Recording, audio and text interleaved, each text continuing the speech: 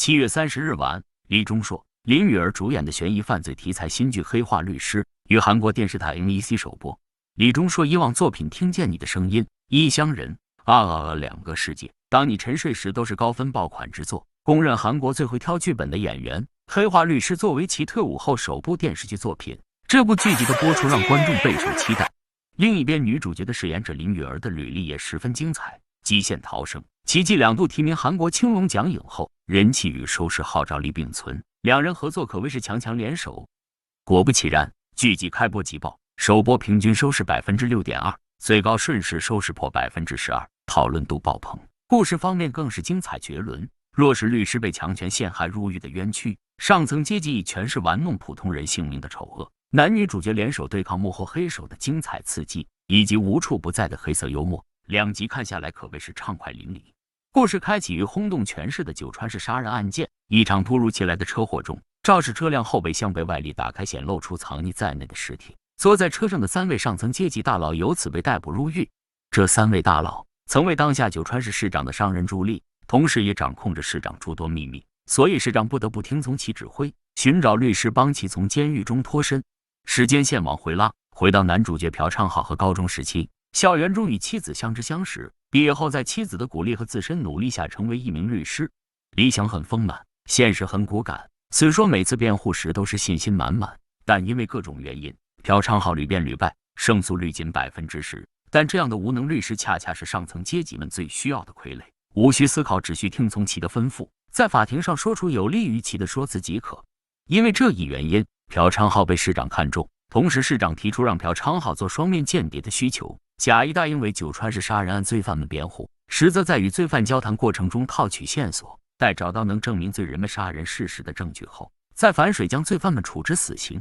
上层阶级世界风云蹶轨，朴昌浩深知这场辩护危险重重，无奈受困于高利贷的困境，只能选择接受。但朴昌浩怎么也没想到，这场辩护会将其送进监狱，甚至是被冠之以韩国最难抓捕诈骗犯硕鼠的罪名。从首播2集剧情来看，黑道律师故事完成度是很高的，线索多，人物多，但整体观感并不凌乱，而是有条有理，将故事背景和各个人物之间的关系娓娓道来。朴昌浩的入狱是故事的引入，同时也是重点。为避免朴昌浩查出真相，九川市杀人案另一位被抓捕共犯孔志勋在朴昌浩咖啡中放入致幻剂，导致朴昌浩因吸毒而入狱。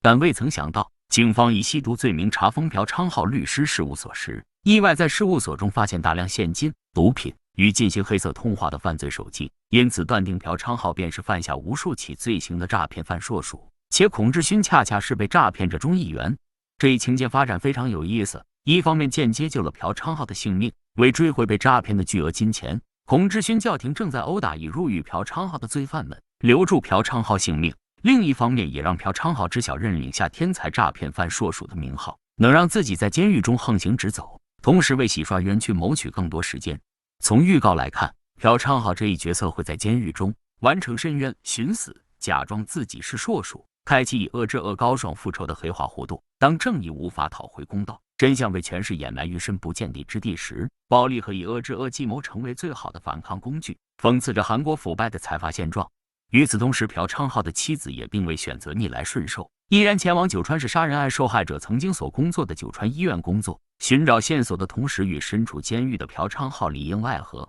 这样的故事设定和人物设定，在韩国正律题材中是很少见的。以往大部分正律韩剧叙事重点都是在于寻求真相，惩罚恶人，如当你沉睡时、少年法庭和当下正在热播的非常律师与英语，即使有副线的加入，也是辅助以高甜爱情线。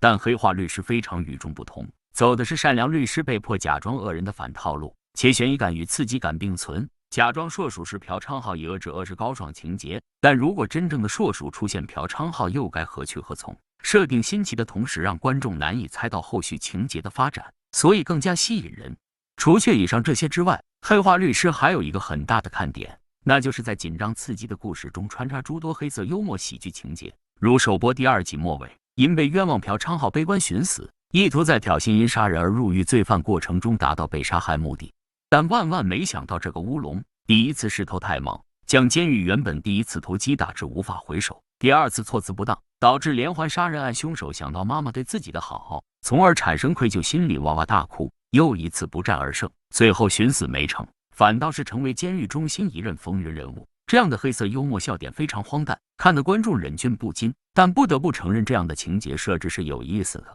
在调节剧集原本悬疑紧张氛围时，给予观众另一种趣味观剧体验，值得一看。